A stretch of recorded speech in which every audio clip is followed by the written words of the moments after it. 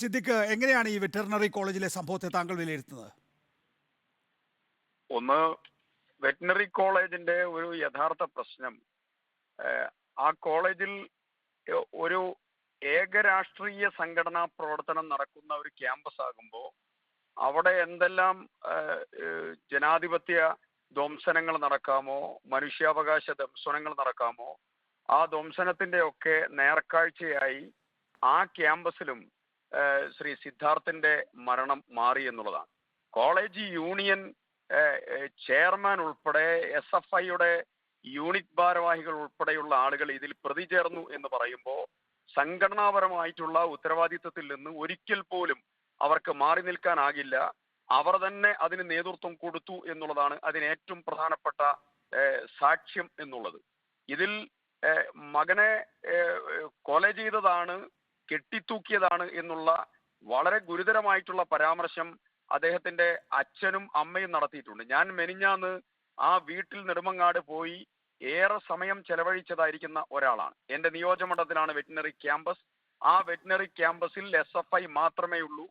KSUവിന്റെ കൊടി കെട്ടിയാൽ അവിടെ മറ്റാരെങ്കിലും ഒരു യൂണിറ്റ് ഇടാൻ വേണ്ടി അവിടെ 4 കുട്ടികൾ അറേഞ്ച് ചെയ്താൽ അന്നവർ അടിച്ച് തകർത്ത് അത് മുഴുവൻ വലിച്ചെറിയുന്ന ഒരു ഏകധ്രുവ ക്യാമ്പസ് ആണ്, ബ്രൂട്ടാലിറ്റിയുടെ ഒരു ക്യാമ്പസ് ആണ് വെറ്റിനറി കോളേജ് എന്നുള്ളത്. അതുകൊണ്ട് തന്നെ ആ ക്യാമ്പസിൽ എന്ത് ചെയ്യണം, എന്ത് ചെയ്യരുത് എന്നുള്ളത് അവിടെ തീരുമാനിക്കുന്നത് SFI ആണ്. ആ SFI തീരുമാനിച്ചു ഈ കുട്ടിയെ വിചാരണ ചെയ്യുന്നത് ഒരു പൊതുസ്ഥലത്ത്, ക്യാമ്പസിനകത്ത് ഹോസ്റ്റലിന്റെ മുമ്പിൽ പൊതുസ്ഥലത്ത് കുട്ടികൾ നോക്കി നിൽക്കെ വിവസ്ത്രനാക്കി വിചാരണ ചെയ്ത് അതിനുശേഷം അദ്ദേഹത്തെ ബെൽറ്റ് കൊണ്ടും ഇലക്ട്രിക് വയറ് കൊണ്ടും ഗുരുതരമായി അടിച്ചു. പോസ്റ്റ്മോർട്ടം റിപ്പോർട്ടിൽ അതിന്റെ പാടുകൾ വളരെ കൃത്യമായി രേഖപ്പെടുത്തിയിട്ടുണ്ട്. രണ്ടാമത്തത് അദ്ദേഹത്തിന്റെ കഴുത്തിൽ ഹാങ് ചെയ്യപ്പെടുന്ന പോസ്റ്റ്മോർട്ടം റിപ്പോർട്ടിന്റെ കയ്യിലുണ്ട്. കഴുത്തിൽ കേവലം ഈ മുണ്ട് വരിഞ്ഞ് ആയത് മാത്രമല്ല, അവിടെ വളരെ ഗുരുതരമായ രീതിയിലുള്ളതായിരിക്കുന്ന പരിക്ക് അവിടെ ഫീൽ ചെയ്തു. അപ്പൊ അതുകൊണ്ട് തന്നെ വീട്ടിൽ അദ്ദേഹത്തിന്റെ കൂട്ടുകാർ വന്ന സമയത്ത് ആ കൂട്ടുകാർ അച്ഛനോട് പറഞ്ഞൊരു പ്രധാനപ്പെട്ട കാര്യമുണ്ട്. ഞങ്ങളുടെ മനസാക്ഷി ഞങ്ങൾക്ക് മാപ്പ് തരില്ല, ഇതെങ്കിലും അങ്ങയോട് തുറന്നു പറഞ്ഞില്ലെങ്കിൽ എന്ന് പറഞ്ഞ് അവിടെ വന്നതായിരിക്കുന്ന സഹപാഠികൾ പറഞ്ഞതായിരിക്കുന്ന പ്രധാനപ്പെട്ട കാര്യമാണ് അച്ഛൻ പറഞ്ഞത്. മകന്റേതൊരു കൊലപാതകമാണ്, ആ കൊലപാതകത്തിന് നേതൃത്വം കൊടുത്തതായിരിക്കുന്ന കാര്യങ്ങളെ കുറിച്ചൊക്കെ പറഞ്ഞു. അതാണ് അച്ഛൻ പറഞ്ഞ പ്രധാനപ്പെട്ട കാര്യം. അതുകൊണ്ട് ആർഷോ പറഞ്ഞിരിക്കുന്ന ഒരു കാര്യം, ഞങ്ങൾ എല്ലാവരെയും പുറത്താക്കി. ആർഷോ പുറത്താക്കേണ്ടത് സസ്പെൻഡ് ചെയ്ത അന്ന് തന്നെ നിങ്ങൾ തീരുമാനമെടുക്കണമായിരുന്നു, മരിച്ച അന്ന് തന്നെ തീരുമാനമെടുക്കണമായിരുന്നു. മരിച്ചു കഴിഞ്ഞ് സസ്പെൻഷനും കഴിഞ്ഞ് ദിവസങ്ങൾ കഴിഞ്ഞതിന് ശേഷം ഒതുക്കാവുന്ന എല്ലാ ശ്രമവും നടത്തി പരാജയപ്പെട്ടപ്പോഴാണ് നിങ്ങൾ ഈ ആളുകളെ മുഴുവൻ പുറത്താക്കാൻ നേതൃത്വം കൊടുത്തത്. കേരളത്തിലെ ക്യാമ്പസുകൾ സർഗാത്മക ക്യാമ്പസുകളാക്കി മാറ്റണം എന്ന് നമ്മളൊക്കെ ആഗ്രഹിക്കുമ്പോൾ ചില ക്യാമ്പസുകളിൽ നടക്കുന്ന ഏറ്റവും ഗുരുതരമായ സാഹചര്യമാണ്.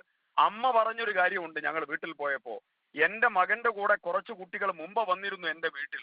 ആ കുട്ടികളടക്കം ഞാൻ ചോറ് വാരി കൊടുത്ത ആ കുട്ടികളിൽ ചില ആളുകളൊക്കെ ഇതിൽ പങ്കാളിയായി എന്ന് ആ അമ്മ കരഞ്ഞുകൊണ്ട് പറയുകയാണ്. ഇതിനേക്കാൾ ഗുരുതരമായ ഒരു സാഹചര്യം ഒരു ക്യാമ്പസിൽ വരാനില്ല.